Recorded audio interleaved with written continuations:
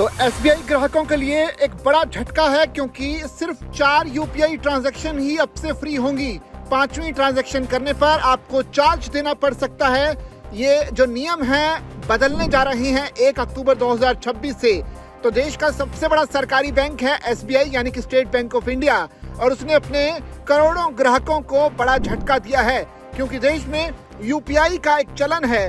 हर कोई मोबाइल से यूपीआई के जरिए पेमेंट करता है और अब इसी यूपीआई पर एक तरह से चार्ज एसबीआई वसूलने जा रहा है। यही बड़ी खबर है, क्योंकि एक तरफ तो देश में सरकार यूपीआई को बढ़ावा देने की बात करती है, दूसरी तरफ देश का सबसे बड़ा सरकारी बैंक उसी यूपीआई की ट्रांजैक्शन पर अब चार्ज वसूलने का फैसला कर चुका है। तो स्टेट बैंक ऑफ इंडिया ने अपने करोड़ों ग्राहकों को ये बड़ा झटका दिया है। अब एसबीआई के यूजर्स यूपीआई से हर महीने सिर्फ 4 बार ही फ्री ट्रांजैक्शन कर पाएंगे। 5वीं बार में आपको भारी चार्ज देना पड़ेगा। एसबीआई का ये जो नियम है 1 अक्टूबर 2026 से लागू होगा। एसबीआई का नया नियम basic savings bank deposits account वालों पर लागू होगा।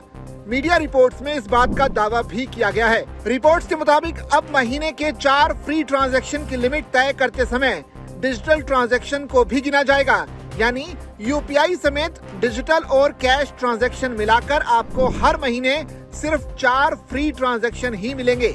अभी तक एसबीआई के बीएसबीडी यानी कि basic savings bank deposit account में 4 फ्री ट्रांजैक्शन की सीमा मुख्य रूप से कैश निकासी पर लागू होती थी। यूपीआई, एनईएफटी और आरटीजीएस जैसे डिजिटल लेन देन इस लिमिट की गिनती से बाहर थे, लेकिन 1 अक्टूबर से डिजिटल ट्रांजैक्शन भी इसी गिनती में शामिल कर लिया गया है। एसबीआई के नए सर्विस चार्ज नियमों के मुताबिक बीएसबीडी खाता धारकों को हर महीने 4 फ्री कैश निकासी मिलती रहेंगी। इसमें एसबीआई और दूसरे बैंकों के एटीएम, ब्रांच और एईपीएस के जरिए होने वाली कैश निकासी शामिल है।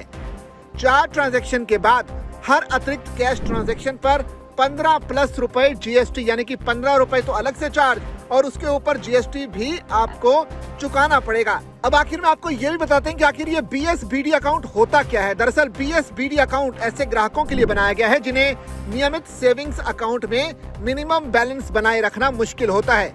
इसमें कोई मिनिमम बैलेंस जरूरी नहीं है। हालांकि इस अकाउंट में चेकबुक की सुविधा नहीं मिलती और बेसिक रुपे एटीएम कम डेबिट कार्ड जारी किया जाता है। कुछ सेवाएं अब भी फ्री रहेंगी।